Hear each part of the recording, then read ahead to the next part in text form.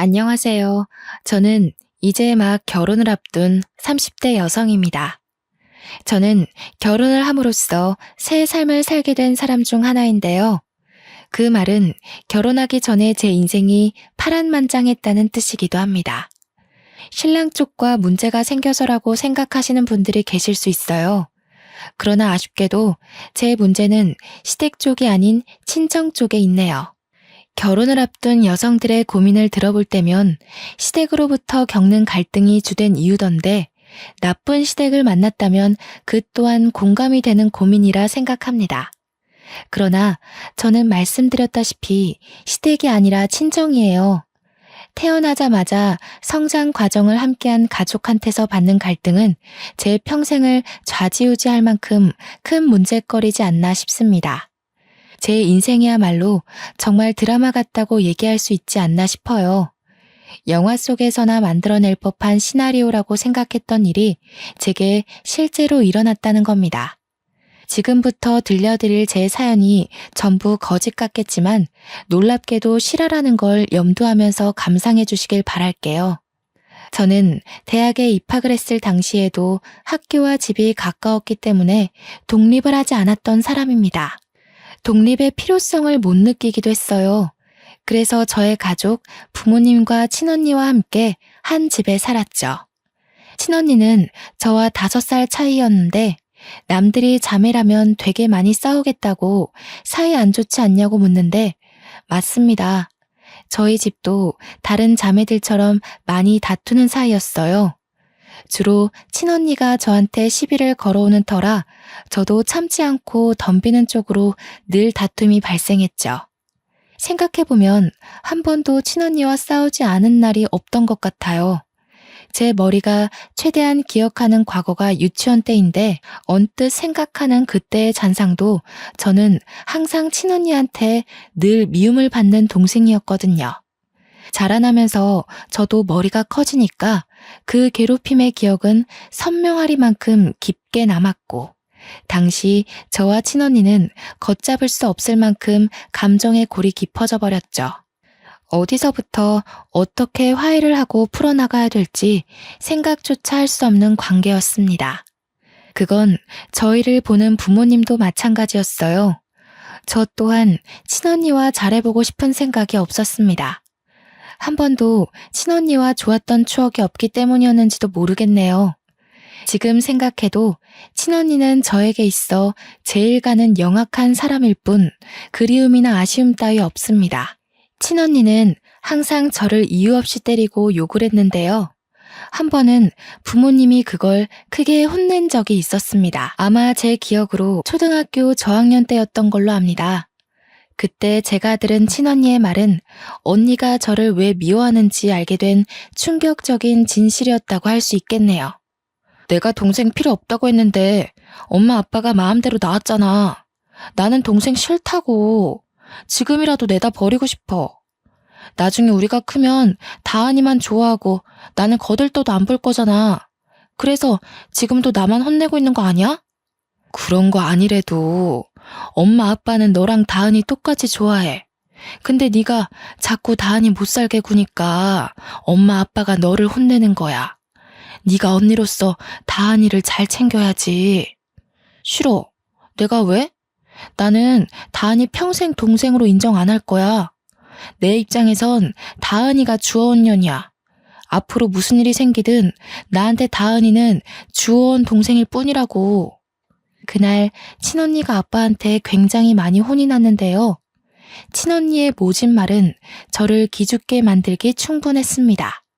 그 이후로 부모님한테 혼날 때마다 친언니는 저를 찾아와서 보복했어요. 저 때문에 부모님이 자기를 미워한다고 매일 눈앞에서 사라지라는 말과 함께 꼭 같이 겸하는 욕이 바로 주어온 년이라는 거였습니다. 처음에는 그 말에 기가 죽어서 친언니한테 욕만 들으면 울기 바빴거든요. 그걸 부모님께 그대로 일러바쳐 친언니가 부모님한테 자꾸 혼나도록 만드는 게 저한테는 친언니를 대적할 수 있는 최선의 수단이었습니다. 그럼에도 친언니는 저한테 계속 그런 기분 나쁜 말을 하더라고요. 어쩔 때는 부모님한테서 용돈을 똑같이 받으면 친언니가 뒤에서 몰래 제 돈을 뺏기도 했습니다. 언니 나이가 많아지다 보니까 더는 부모님한테 일러 바치는 게 언니한테 위협이 되지 않더군요. 나날이 더 겁 없어지던 친언니는 부모님한테 악까지 지르면서 정말 무슨 짓이라도 벌일 사람처럼 무섭게 변해갔어요. 부모님도 점차 나이가 들어가다 보니까 친언니를 나무라는 방향보다 회유시키는 방법으로 부드럽게 대하려 노력했습니다. 그러나 부모님의 꾸지람이 그치는 건 친언니를 더 날고 뛰게 만드는 길과도 같았는데요. 부모님의 꾸지람이 더 이상 자신을 자극하지 않자 친언니는 대놓고 저를 괴롭히기 시작했어요. 그때마다 부모님은 예전처럼 무섭게 매를 들지 않고 말로만 동생한테 그러지 마 하고 말았죠. 초등학생 때만 해도 언니가 무서워서 나약하게 당하기만 했던 저는 부모님이 저를 포기했다고 생각했어요. 매일 주어온의 소리를 듣는데 나중에는 그 말이 세뇌가 되었는지 부모님이 정말로 저를 사랑하지 않고 언니를 더 좋아한다는 생각이 들더라고요. 그렇게 내내 묻어온 오기와 반항은 사춘기 때 폭발했는데요. 그 시기에 저는 여태 가족들에게 보여줬던 모습과는 조금 달랐을 겁니다. 진짜 주워온 것 같이 생긴 게 누군데? 나는 엄마 아빠랑 닮았는데 언니는 어디 닮은 구석이 있기나 해? 내 친구들은 언니 보고 부모님이랑 하나도 안 닮았다고 그러더라. 언니야말로 주워온 사람 아니냐고 그랬어. 뭐라고? 미쳤어? 네가 뭔데 나한테 그런 말을 해? 넌 나한테 그럴 말 할 자격 없어. 너 실수로 만들어진 애인 거 모르지? 주제도 모르고 어디서 까불어? 친언니 말로는 부모님이 친언니 하나만 키우고 아이를 안 가질 생각이었는데 실수로 제가 생기는 바람에 낳았다고 했어요. 당시 그 말에 진심으로 상처를 받았지만 어릴 때처럼 부모님한테 찾아가 따져 묻지 않았습니다. 부모님을 믿었다기보다는 친언니 말에 휘둘리지 않고 싶었던 마음이 더 컸던 것 같아요. 그래서 어쩌라는 식의 대꾸만 하면서 친언니에게 되레 언니한테 배웠던 것처럼 욕만 해댔네요. 그렇게 친언니와 저는 서로 고등학생과 대학생이 될 때까지도 대들며 대판 싸우기를 반복하는 삶을 살았습니다. 저희를 혼내다가 지친 부모님은 우리 둘을 보고 절대 붙어있지 말라고 크게 나무라며 용돈을 끊기도 했어요. 당시 용돈이 한참 필요한 나이였던 저희들은 그 때문에 집에서만큼은 다투지 않게 되었습니다. 그러나 집 밖을 나서는 순간 저희는 집에서 일으키지 못한 분란을 한꺼번에 몰아서 터뜨리곤 했는데요. 한 번은 친언니와 제가 귀가 시간이 겹친 적 있었는데 아니나 다를까 저희는 엘리베이터 안에서 크게 다투고 말았습니다. 그땐 공간이 협소한 탓도 있어서 몸싸움까지 벌였네요. 결국 주민들의 신고로 우리는 경찰과 부모님이 오고 나서야 대항을 멈췄습니다. 경찰까지 등장하게 되자 심각성을 느낀 부모님은 그날 저희를 거실에 앉혀놓고 진지하게 대화 나누는 시간을 가졌어요. 도대체 너희 둘은 왜 이렇게 못 잡아먹어서 안달이니? 엄마 아빠가 하루하루 심장이 떨려서 살 수가 없어. 자매 다툼에 경찰까지 출동하는 게 말이야? 대체 어떻게 하면 안 싸울래? 너희들이 원하는 게 뭐야? 내가 왜 동생도 아닌 애랑 엄마 아빠를 공유해야 되는데? 싫은 건 싫은 거야. 방법 같은 거 없어. 내 눈에서 김다은이 없어지지 않는 이상 계속 이렇게 지낼 거야. 난 이런 주워온 애랑 가족하기 싫거든. 담이야. 너 왜 자꾸 동생한테 그런 소리를 하는 거야? 다은이가 어디 주워온 애라는 거니? 자꾸 그런 못된 소리 하면 너희 둘 다 집에서 완전 쫓아낼 수도 있어. 그러니까 내가 동생 필요 없다고 진작 얘기했었잖아. 차라리 쫓아내. 그럼 김다은도 이 집에서 나가게 되는 거잖아. 난 절대 얘 동생으로 인정할 수 없으니까 엄마 아빠가 얘 버리든 내쫓든 뭐든 해. 김담이 입 안 다물어? 가족인데 싫고 좋고가 어딨어. 한 지붕 아래 살면서 서로 포용하고 보듬어줘야지. 엄마 아빠가 너한테 못해준 거 있어? 대체 왜 이렇게 못된 생각을 하는 거냐?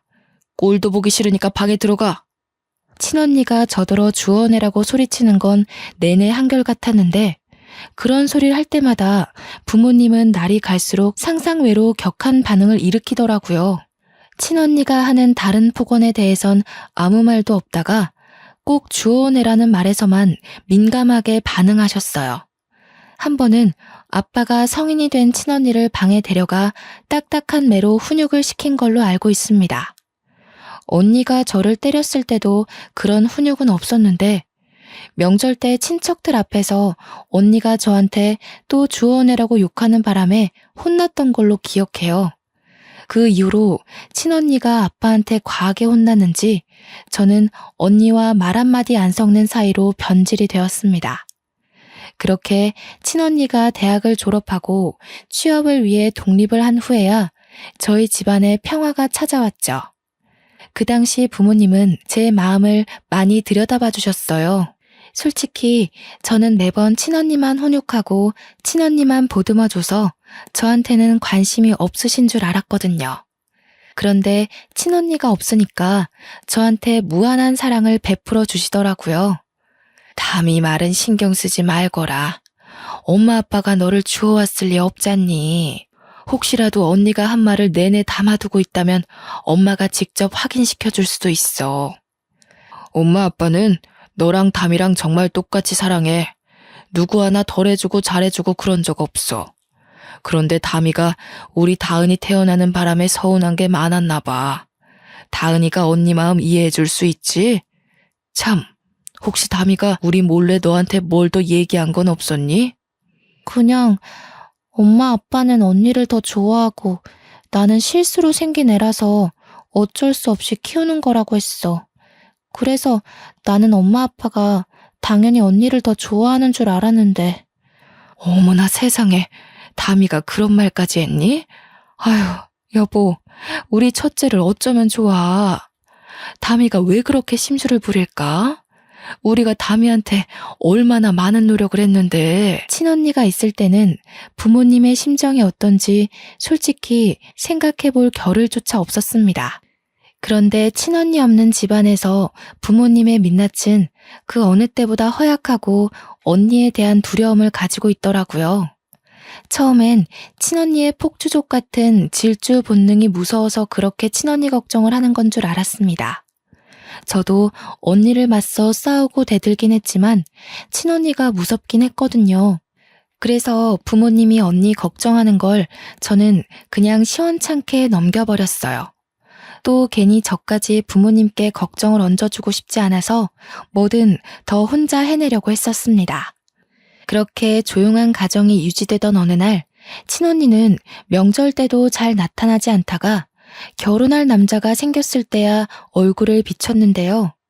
그때가 제가 대학을 졸업했을 때였어요.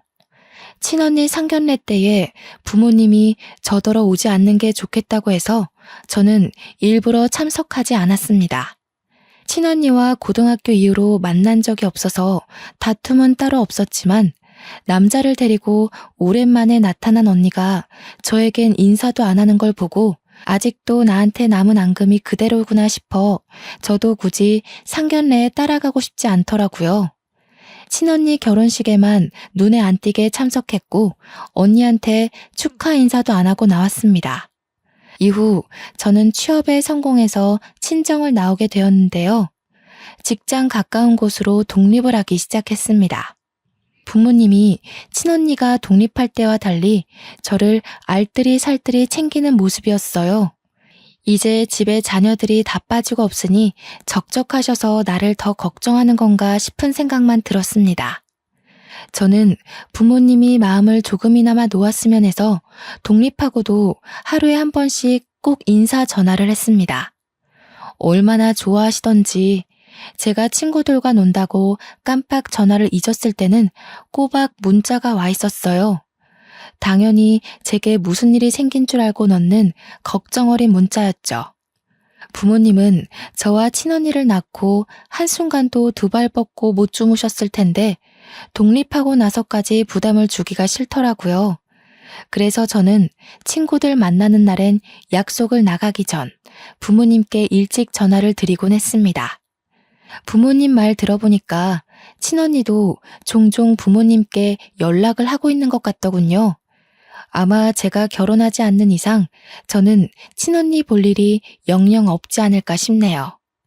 저는 취업한 지 얼마 되지 않아서 그 사이 결혼을 전제로 만나는 남자친구가 생겼습니다.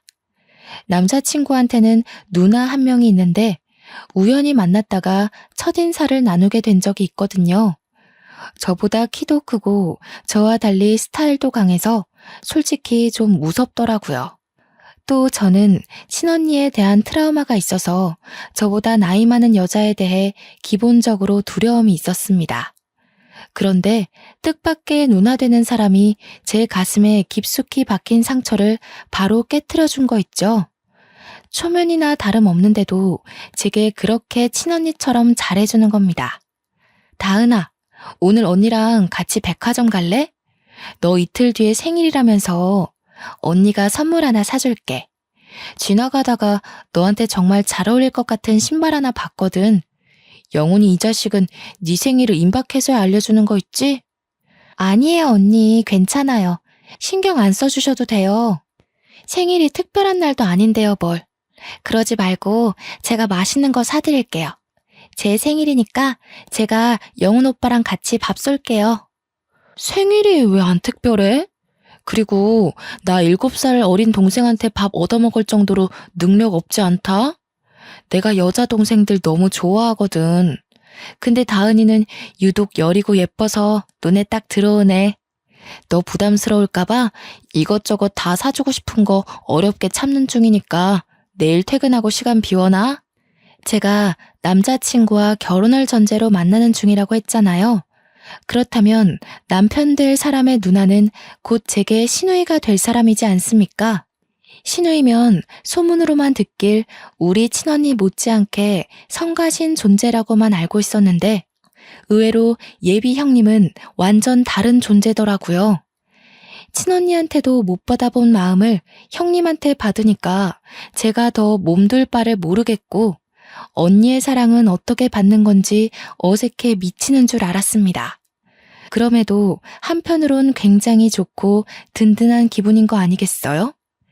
제 곁을 지켜주는 남편의 존재와는 완전 다르게 제 편이 생긴 느낌이었습니다. 저희 집이 그래도 좀 넉넉한 편이라서 제가 마냥 남편한테 받기만 하는 사람은 아니었는데요. 형님이 너무 많이 뭘 해주니까 저도 가만히 있기 그래서 한날은 형님 생일 때 명품 하나를 선물로 사줬습니다. 어머나, 다은이가 사회생활 할 줄 아네? 아무리 그래도 그렇지 이렇게 비싼 걸 주면 어쩌니? 언니가 다은이 등골 빼먹는 건 아닌지 몰라. 주위에서 애기 돈 뺏었다고 욕먹으면 어떡하나? 언니가 저한테 해준 게 얼만데요. 이건 약과죠. 앞으로 가족이 될 사이기도 하니까 언니한테 주는 선물은 남자친구한테 주는 것보다 더 아쉽지 않아요. 내 동생이 여자친구 하나는 거물로 잡았네. 혹시라도 영훈이가 너 못살게 굴면 이 언니한테 말해. 언니가 다신 찍소리 못하게 바로 처단해줄게.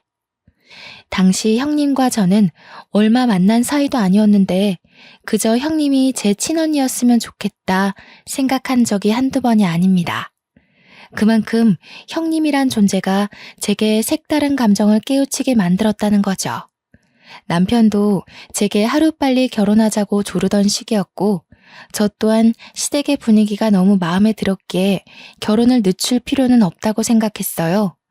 그래서 친언니가 결혼한 지 1년 반 만에 저도 결혼을 마음먹게 되었는데요. 제가 결심하고 부모님께 처음으로 알려야겠다고 준비하고 있던 그 시기에 뜻밖의 큰 고비가 찾아왔습니다. 친언니를 이렇게 빨리 다시 보게 될 줄은 몰랐는데 결혼식 때 보고 바로 다음 해에 만나게 된 셈이었어요. 그 이유가 바로 저희 부모님이 등산길에 미끄러져 사고를 당했다는 소식 때문이었습니다. 주말이었기 때문에 연락받은 저는 급하게 병원으로 향했어요. 제가 병원에 도착했을 땐 이미 언니와 형부가 와 있었고 부모님은 생을 마감한 뒤였습니다. 뭐예요? 형부, 우리 엄마 아빠 어떻게 된 거예요? 왜 엄마 아빠가 돌아가셔요? 제가 어제만 해도 통화를 했단 말이에요. 분명 어제까지 나한테 일하느라 고생했다고 주말에 반찬 챙겨서 온다고 그랬단 말이에요. 거짓말이죠. 거짓말이라고 해주세요. 미안해, 처제. 우리도 연락받고 놀라서 달려왔어. 다른 등산객이 발견하고 신고해줬대. 그래도 병원 올 때까지는 숨이 붙어 있었다는데 수술 과정에서 그만 돌아가셨어. 형부의 말을 듣는데 하나같이 믿을 수 없는 말만 하는 탓에 저는 주저앉아 오열을 했습니다. 그래도 사람이었던 건지 친언니도 눈물을 보이긴 했는데요. 그렇다고 저를 들여다봐주는 건 아니었고요. 형부가 정신 못 차리는 저를 대신 챙겨주었습니다. 장례식 때도 친언니와 저는 대화 한 번 나눈 적이 없었어요. 거의 형부랑 제 예비 남편을 통해서 필요한 말만 전하고 들었을 뿐이었어요. 그렇게 장례를 마무리하고 친정집에서 친언니와 형부를 나란히 마주하게 되었는데요. 그날 저는 친언니에게 아주 충격적인 말을 듣게 됩니다. 우리 부모님 재산이 왜 피 한 방울 안 섞인 너한테 가야 하는데? 이제 엄마 아빠 없으니까 알려주는 건데 너 우리 식구 아니야. 입양아야. 뭐라고? 뜬금없이 그게 무슨 말이야. 엄마 아빠는 그런 말 없었는데. 나더러 태어나줘서 고맙다고 생일 때도 꼭 그렇게 축하해줬어. 이젠 하다하다 그런 소리까지 지어내는 거야? 네가 세상에 태어나긴 했으니 축하는 해줘야 되지 않겠니? 그게 엄마 뱃속만 아니었을 뿐이지. 이제 알았으면 이 정도도 감지덕지하고 받아. 그리곤 다신 얼굴 마주하는 일 없도록 하자. 가족도 아니고 엄마 아빠도 없는데 얼굴 보는 거 더 이상 껄끄럽잖아? 친언니는 제게 어떤 종이 한 장과 돈봉투를 내던졌습니다. 두툼한 돈봉투보다 종이 한 장만이 제 눈을 의심케 했죠. 그건 다름 아닌 제 이름 앞으로 된 입양사실 확인서였습니다. 30여 년 가까이 이 사실을 모르고 있다가 부모님이 돌아가시고 나서 알게 된 저의 실체인 셈이었죠. 너무 충격이라서 그 확인서만 뚫어져라 보면서 아무 말도 못하고 있는데 친언니가 마지막 말로 제게 쐐기를 박더라고요. 엄마 아빠도 널 가여워해서 그만큼 키워놓은 거야. 근데 사람이라는 게 참 그렇다? 피 안 섞인 자식을 아무리 내 새끼라고 키웠다 해도 재산까진 물려주고 싶지 않은 게 부모의 진짜 진심이거든. 그래서 이미 나한테 상속하겠다고 위임장을 써놨더라고. 그러니까 내가 지금 너한테 준 돈은 온전히 내가 쓰는 선심이라는 거야. 감사하게 생각하고 네 돈 아닌 것에는 괜히 눈독 들이지 마. 그렇게 친언니는 그대로 집을 나가버렸습니다. 형부는 쭈뼛거리면서 일어나며 저한테 미안하다고 위로를 해줬는데 전혀 들리지 않았어요. 제가 입양하라는 사실이 그저 충격이라 아무런 행동도 취할 수가 없었죠. 그렇게 저는 며칠을 친정집에 고립되어 있었습니다. 남편도 형님도 그 누구의 연락도 받지 않고 울기만 했어요. 이미 하늘로 가버린 부모님께 원망하는 것 말고는 아무것도 할 수가 없어서 더없이 속앓이만 했네요. 엄마 아빠는 왜 그랬을까요? 왜 저한테 말해주지 않았을까요? 왜 내가 입양이 된 건지, 그럼 내가 버려진 아이라는 건지, 그렇다면 내 친모는 누구인지 저는 아무것도 알 수가 없었습니다. 나이가 30이나 되었다는 걸 잊어버리고서 다시 아이로 돌아간 것처럼 울었어요. 기진맥진으로 몇 주를 흘려보내고 친정집 빼고는 전 재산이 언니한테로 갔다고 문자만 받았습니다. 저한테 남은 거라곤 부모님과 살던 이 집과 친언니가 던져주고 간 5천만 원의 돈뭉치뿐이었죠. 그럼에도 그딴 돈 사정은 제 신경을 자극하는 거리가 못 되었습니다. 그보다 저를 여전히 휘어잡고 있던 문제는 거실에 덩그러니 놓여있는 입양사실 확인서였어요. 거기는 보육원 이름과 주소가 적혀 있었거든요. 제가 마음을 다잡고 집 밖을 나가게 만들어준 것이 바로 이것 때문이었습니다. 보육원의 존재를 찾기 위해 저는 집구석에만 박혀 있을 수가 없었어요. 그렇게 찾아간 보육원에선 아이들 소리가 가득했는데요. 제가 저 아이들과 같은 처지였다는 사실에 기분이 오묘했습니다. 저는 단 한 번도 부모가 없다는 생각을 해본 적이 없는 사람이잖아요. 부모가 있는데 부모가 없는 애라고 하니까 도무지 받아들여지지 않는 거 있죠. 저는 저를 반겨주는 그곳 원장님을 만나서 들고 있던 확인서를 보여드렸습니다. 제가 여기서 입양되었다고 들었어요. 혹시 친모도 알 수 있을까요? 만나려는 게 아니라 어떤 분인지만 알고 싶어서요. 이런 곳이 처음이라서 이런 부탁을 하는 게 실례는 아닐까 걱정했지만 원장님은 흔쾌히 허락해 주셨습니다. 커피 한잔 하면서 잠시만 기다리고 있으라던 원장님은 컴퓨터 자리로 돌아가 기록을 확인했습니다. 종이와 화면을 번갈아 보면서 몇 번이나 고개를 기울였는데 저는 그 모습을 바라보기만 할 뿐 영문을 모르고 기다리기만 했죠. 금방이면 된다는 원장님은 근 10분간 혼자 고뇌를 하다가 찝찝한 표정으로 제게 돌아왔습니다. 김다은 씨라고 하셨죠? 실례지만 이게 본인 서류가 확실한가요? 어디 다른 종이와 헷갈려서 가져오신 건 아니고요? 아니요, 제 거 맞습니다. 부모님께서 가지고 계셨던 걸 들고 온 거예요. 왜 그러시는데요? 뭐가 잘못됐나요? 자꾸 신뢰되는 질문을 하는 것 같네요. 저희 전산에 기록된 정보랑은 이름이 달라서요. 본인께 확실하다면 혹시 개명하셨나요? 저희 쪽에는 이 확인서 정보가 김다은 양이 아니라 김다미 양으로 원화 등록이 되어 있거든요. 부모님을 여의고 그것조차 제대로 추스리지 못한 제게 원장님의 말은 또 한 번의 충격이었습니다. 당시 그게 정말이냐고 원장님한테 몇 번이나 되물었던 기억이 나네요. 원장님은 곧바로 새 확인서와 원화 등록 정보를 함께 뽑아서 제게 가져다 줬는데요. 원화 등록 정보에 있는 어린아이의 사진은 제가 알고 있는 우리 친언니의 얼굴이었습니다. 온몸에 소름이 쫙 돋으면서 도대체 이게 어떻게 된 일인가 한참을 생각했어요. 원장님께서 혹시 누가 위조를 한 게 아니냐고 묻는 순간 저는 그 말에 친언니가 사기를 쳤다는 사실을 뒤늦게 깨달았습니다.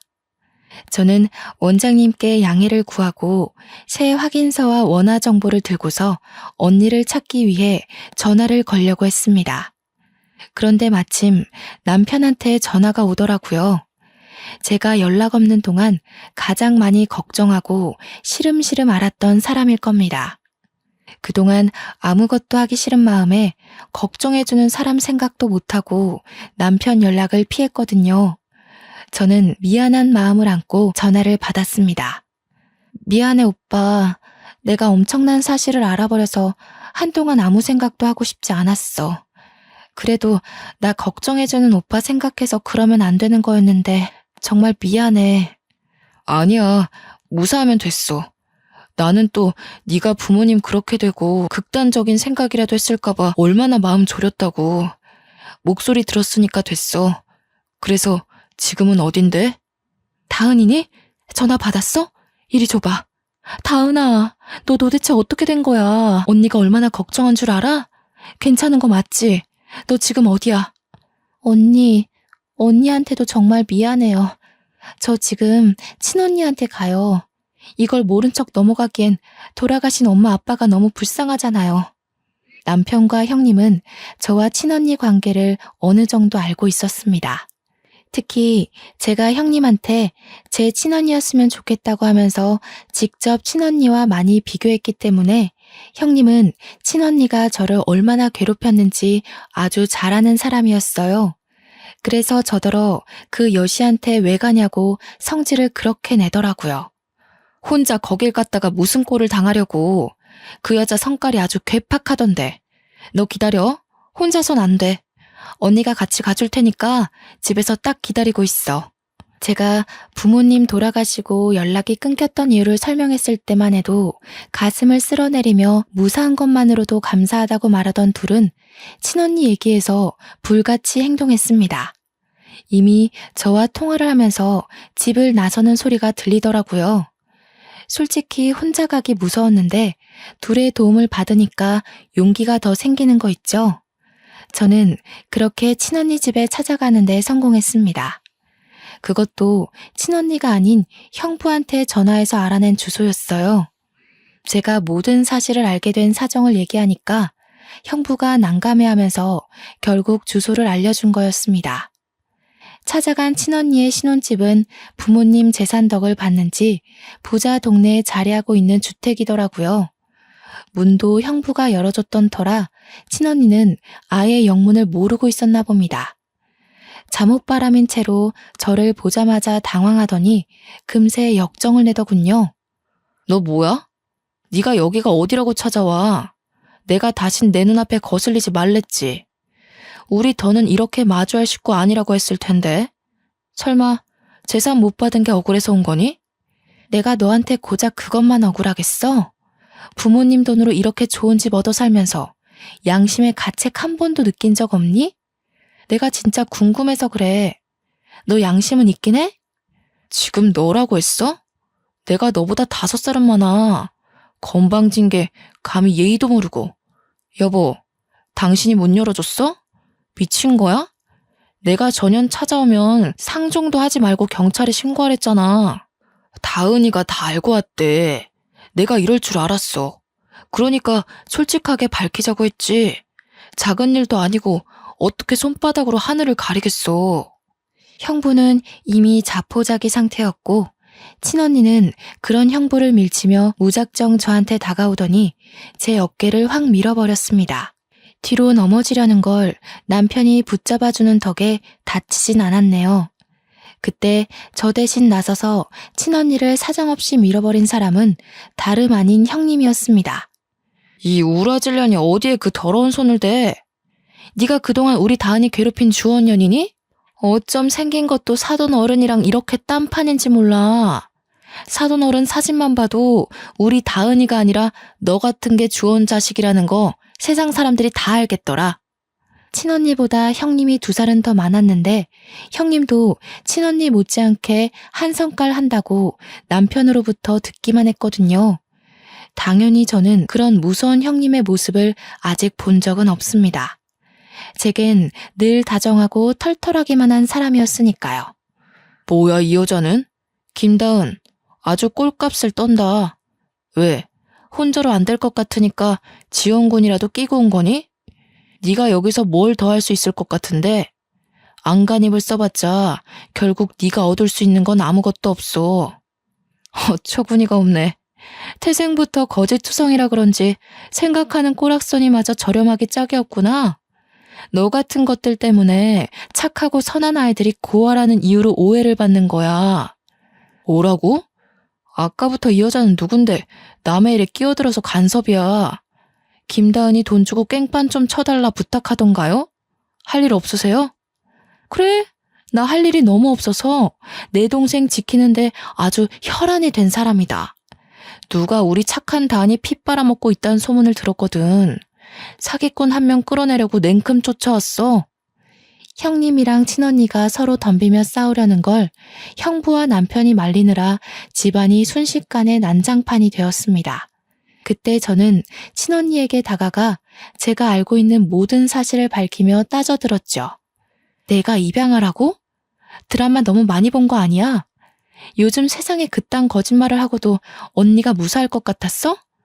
언제까지 숨길 수 있을 거라 생각했는데 형부가 미리 언지를 주지도 않았는지 친언니가 제 고백에 살짝 당황하더라고요. 그러나 그도 잠시 곧장 발뺌하며 오히려 적반하장식으로 나오길래 저는 가방에서 꺼낸 서류를 친언니 얼굴에 던져버렸습니다. 이래서 나를 그렇게 괴롭혔니? 뭐가 그렇게 셈이 나서? 너 도대체 뭐하는 인간이니? 우리 부모님 관심이 목적이었던 거야? 아니면 재산이 목적이었던 거야? 네가 이런 짓을 벌이고도 과연 하늘에 계신 부모님께서 곱게 눈 감아줄까? 그래서 네가 사실을 다 알았다고 해도 달라지는 건 없어. 이미 부모님은 나를 자식으로 인정했고 재산도 나한테 다 상속했잖아. 너야말로 이 재산이 탐나서 다 파헤치고 행패 부리는 거 아니야? 경찰 부르기 전에 당장 꺼져. 그래, 경찰 불러. 나도 네가 사기치고 부모님 재산 빼돌린 거랑 이 서류 조작해서 일 꾸민 거랑 싹 다 고발할 거야. 경찰 불러 당장. 싸우더라도 매번 동생이라는 이유로 지기만 했던 제가 경찰을 직접 부르는 솔선수범을 보이자 친언니가 크게 멈칫하는 겁니다. 그리곤 바로 형부를 뿌리치고 저를 덮쳤어요. 그대로 제 머리채를 잡는 친언니를 떼어놓느라 온 사람들이 우리를 에워싸기도 했습니다. 한바탕 소동이 일어난 사이 신고가 들어갔던 경찰이 찾아왔고 저와 언니는 나란히 경찰서를 가게 되었죠. 다른 식구들도 자차를 몰고 금방 뒤따라왔습니다. 거기서 저와 언니가 각자의 사정을 다 고백했는데 끝까지 자기가 친자식이라 주장하는 친언니 때문에 당장 해결이 안 되지 뭡니까? 제가 확인서도 다 보여줬고 원장님한테 전화를 걸어 확인까지 시켜줬는데 친언니가 너무 강하게 고집을 피우다 보니까 경찰도 제 의견의 신빙성이 더 필요하다고 느꼈나 봅니다. 경찰이 한참 곤란해하고 있는 그때 지켜만 보던 형부가 자처하여 제 입장에 힘을 실어줬는데요. 제가 말씀드릴게요. 더는 제 와이프가 망가지는 꼴을 못 보겠네요. 처제 말이 다 맞습니다.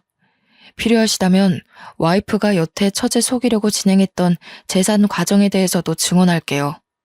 여보 미쳤어? 무슨 소리야. 도와줄 거 아니면 가만히 있던가. 우리 재산 몰수당하면 당신도 빈털털이 되는 거 몰라? 아무것도 모르면 가서 앉아있어. 결국 형부는 친언니를 외면하고 다른 자리에서 친언니의 실체에 대해 증언을 하였고 형부의 증언이 크게 작용하여 친언니는 그 자리에서 바로 구속이 되었습니다. 구속 수사를 하고 보니 친언니가 재산상속 위임장에 부모님 도장까지 훔쳐서 직접 작성했다고 하는 거 아니겠습니까? 듣고서 기가 막혀 죽는 줄 알았습니다. 도대체 얼마나 배짱이 커야 이런 엄청난 일을 과감하게 저지를 수 있는 걸까요? 경찰 말로는 상속 재산 처분은 쉽게 해결하기 어려운 부분이라서 보통은 가족끼리 의논하여 합의를 본다고 합니다. 하지만 저는 여태 친언니에게 당해온 악질을 용서할 수 없었고 위임장까지 위조하면서 돌아가신 부모님을 능욕한 것 또한 절대 그냥 넘길 수 없다고 생각했어요. 저는 한치의 고민도 없이 친언니를 고소했습니다. 빚을 내서라도 변호사를 선임해 끝내 저희 부모님의 재산을 모조리 몰수해왔죠. 벌금을 낼 돈이 없던 친언니는 그대로 5년 이하의 징역을 살게 되었다고 들었습니다. 그 전에 형부와는 합의 이혼을 진행한 걸로 알고 있고요. 모든 걸 다 끝내버리고 친정집을 정리하던 중 형부에게 문자가 한 통 왔었는데요. 그동안 미안했다고 어른으로서 창피한 짓을 저질렀다며 사과하는 내용이더라고요. 그리고는 형부와도 연이 끊어졌습니다. 친정집을 부동산에 내놓고 정리할 때까지 제 옆을 든든하게 지켜준 예비 남편과 본격적으로 결혼 준비에 돌입했는데요. 남편이랑 형님이 힘든 일을 한꺼번에 치룬 저를 위해서 가족보다 더 따뜻한 손길을 내밀어 주었어요. 부모님을 여의고 제가 과연 이 넓고 험한 세상을 버티며 살아갈 수 있을까 무섭기도 했거든요. 제 옆에 남편과 형님이 있다는 걸 잊고 바보같이 고민을 하고 있었던 겁니다. 시댁 식구는 저에게 무엇보다 감사한 새 울타리가 되어주었습니다. 결혼을 하고 시댁으로 합가를 하여 신혼을 시작했는데 시댁에 직접 들어가 살다 보니까 남편과 형님의 훌륭한 인품이 시부모님을 그대로 빼닮았다는 게 느껴지더라고요. 시부모님께서도 저의 사정을 아시고 얼마나 딸처럼 아껴주는지 모릅니다. 그래도 명색에 제가 며느리인데 집안일에 손도 못 대게 하는 거 아니겠습니까? 어머님, 그건 제가 들게요. 어머님 허리 안 좋다고 들었어요. 화분 무게도 보통이 아닌데 그걸 어떻게 혼자 들려고 그러세요. 제가 해드릴게요. 아유, 됐다, 아가. 손도 조그만해서는 내가 아무리 허리가 아파도 너보다는 힘이 많다. 정 몸이 쑤시면 가서 분무기에 물 좀 받아다 주겠니? 어디 시어머니뿐만이었겠어요? 형님마저도 선뜻 나서서 조그만한 아기가 무슨 일을 하냐면서 못하게 하거든요. 아버님은 원래부터 제게 이래라 저래라 안 하시던 분이라 그저 이런 분위기를 당연하게 지켜만 보시는 거 아니겠습니까? 저더러 그냥 소파에 앉아 있어도 된대요. 시무랑 형님이 주방에서 식사를 차리는데 며느리인 제가 거실에 앉아 있는 거 이상한 그림이잖아요. 그런데 시댁 식구 전부가 저더러 그러라고 한다니까요. 물론 너무 과분한 애정이라 하루하루 행복하지만 저 또한 시댁에게 도움이 되는 구성원이고 싶단 말입니다.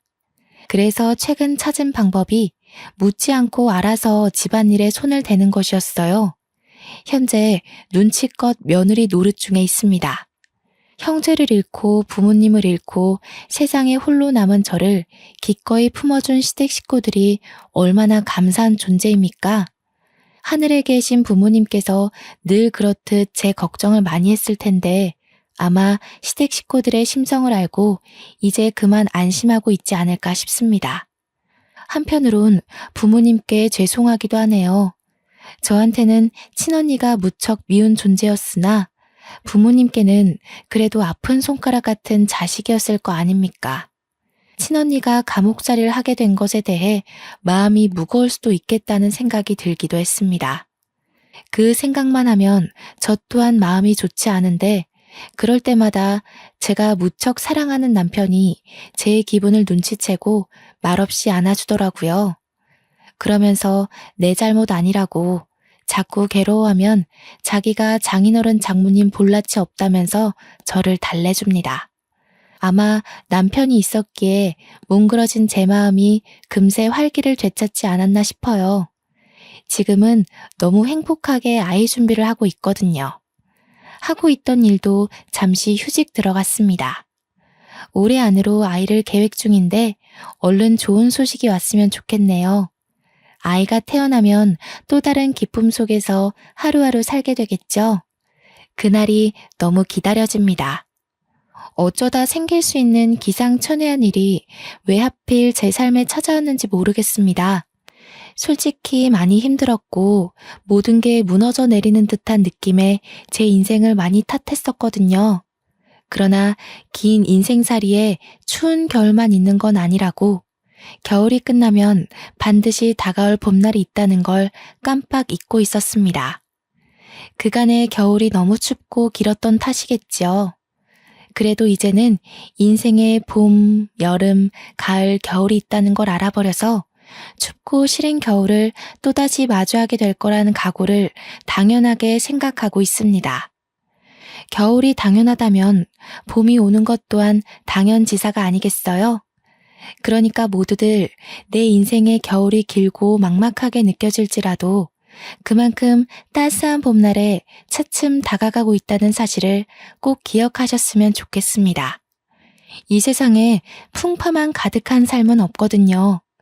하고 싶은 말이 많아서 이 글을 과연 하루 안에 끝마칠 수 있을까 걱정했는데 나름 글을 잘 정리했더니 마지막 인사까지 적당한 분량으로 마칠 수 있을 것 같습니다.